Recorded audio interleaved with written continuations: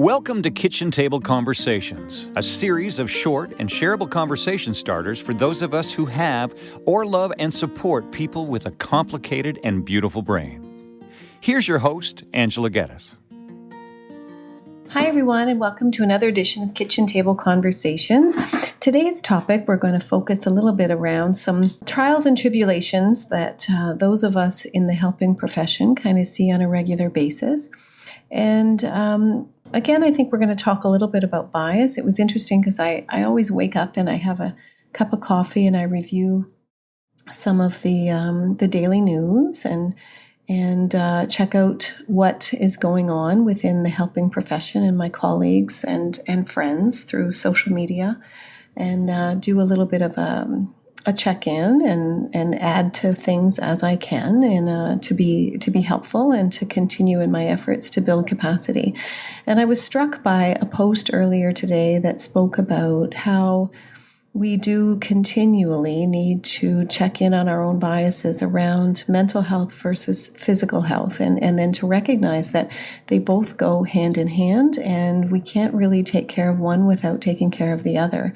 But yet, for whatever reason, physical health and the obvious conditions that people present with are just so much more easily understood and accepted by just about everyone. And so, again, for those who've been following me, you do know that my effort is to support hidden conditions and hidden and misunderstood people and disabilities. And I will continue to do that.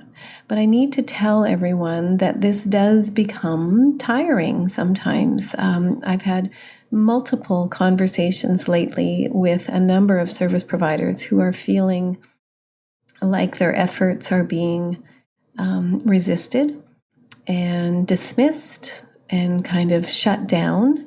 And part of it is, system issues. A lot of it is really not understanding some of the complexities that certainly are attached to complex mental health and also neurodevelopmental conditions, which are, the evidence is very clear. We are still new in our research and our understanding. And the evidence, as I said, is very clear that social workers and frontline providers and physicians are really admittedly not confident or competent in their ability to assess, diagnose, support, and treat people who present differently. So, I see this in my practice on a daily basis, and I see the emotional cost to families and individuals is devastating. But also, like, the financial cost to our system seems to be so high, yet again, there seems to be this resistance to doing things differently.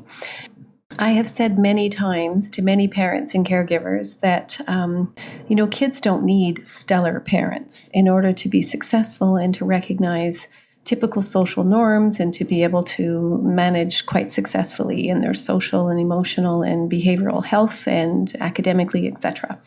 What they do need is, some consistency, a warm place to sleep, some good food, and somebody who believes in them. And I think that, we all know that helps to support resiliency. And when we see really complicated behaviors and when typical parenting strategies aren't working, well, then we have to look at doing things differently. I mean, that's just the way it is. And the same goes for our systems.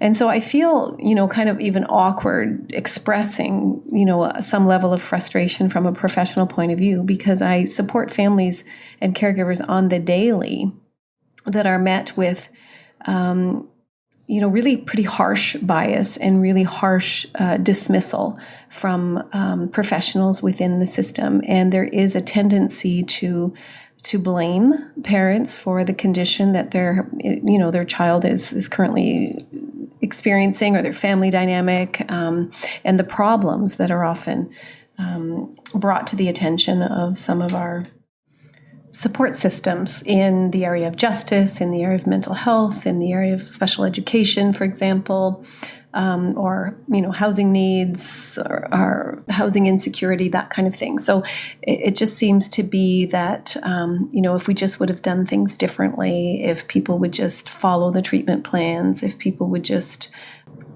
be there for their kids and parent with love and consistency, then everything would be okay. I mean, I support people all the time, and it's interesting because I have some people coming into my office and they're saying, I don't feel sorry for those homeless people. I just, I didn't have anything growing up, but I just had to, buck up and find my way. I didn't have any support at all, and I did it. So I think all of them out there could do it too.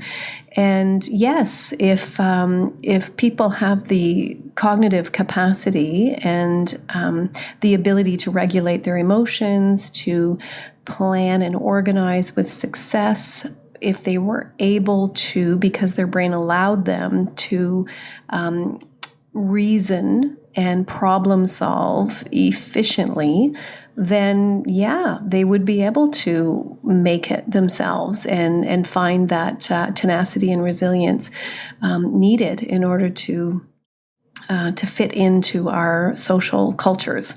However, it's not that simple. And this is where I'm saying it is simple in the fact that when people are not successful, we have to change the environment and we have to explore a different way to get to the same place. I also understand that people only know what they know and people don't know what they don't know. And that goes for people in the helping profession as well. So I get it that when there's something new to people, and when there is somebody coming into a meeting or a school planning or treatment planning meeting, when there's somebody new coming in suggesting that we have to do things differently, that immediately evokes some discomfort in the people who've been working so hard to develop plans for the same reasons that I am or other people are, right? We're looking for more positive outcomes for individuals and families. So we're all doing it. But we have to be able to be open to learn from one another and to take some risks and to recognize that when we're doing the same thing again and again, expecting different results, well, it's up to us to recognize that that's not working anymore. So again, I feel a little awkward sharing my discomfort or my distress over the last a little bit and seeing some of this and experiencing some of the dismissal or the resistance to change. Because I see families struggle. But the reason why I'm uncomfortable with it is because I don't experience it near to the degree that families and caregivers do. So I will continue on my path to build system capacity and to do some advocating for families so that people are not put into the justice system unfairly, when people are not interviewed without legal counsel, and in particular when these people do struggle with a neurodevelopmental disability, which means that their memory is inconsistent, their processing of information and their recall is just not necessarily accurate. So people are spending time, again, and money within the justice system that's not necessarily fair, or it's just not helpful. When we see families fall apart as a result of misunderstandings or allegations being made that were not necessarily 100% accurate, and again the blame and the shame for behaviors that are really, really puzzling. So I will continue to do that kind of advocacy and do what I can to support caregivers and individuals in a good way that helps to ensure that there are fewer wrongdoers and that people are better understood and supported in ways that are going to be relevant and helpful. I recognize that I certainly do not have all the answers, but I am very open to learn, and I've always said that the most meaningful learning that I have had to date is from the individuals and the caregivers and the family members that walk this walk every single day. So I encourage everyone to take some time to challenge our own biases, to recognize that we have a lot to learn. And then also, if you wish, or if you know somebody that might be interested, check out my website for some more free resources. Again, my book is there, and I wrote the book to help broaden the audience, to help identify when what we think is mental health and parenting problems might also be related to a neurodevelopmental condition. Often it's related to prenatal exposures, and given the role that alcohol plays in our culture today, it's, oftentimes what we're seeing is conditions that are related to prenatal alcohol exposure. So we do need to do more, because when we know better, we can do better. And that goes for our system and our providers in child welfare, again, in justice and in healthcare and in mental health care. So let's keep spreading the word. And again, check out my website. I do have some, I'm very excited about an acceptance commitment therapy group that's aimed towards caregivers, specifically of kids who are quite spirited and who do have some puzzling emotional and behavioral presentations. So check that out, and please feel free to share that if you know of anybody who may benefit.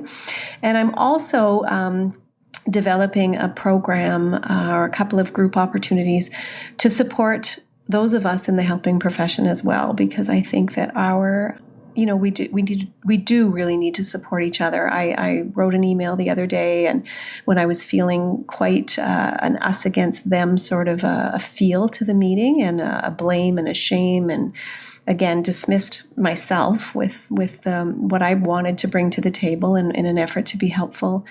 What I said at the end of the meeting is that this is really hard work, and this is it's emotional for us too. We wouldn't be in this role if we didn't care deeply and want what's best for individuals and families. So what we need is to offer each other compassion and openness, and maybe even a warm virtual hug.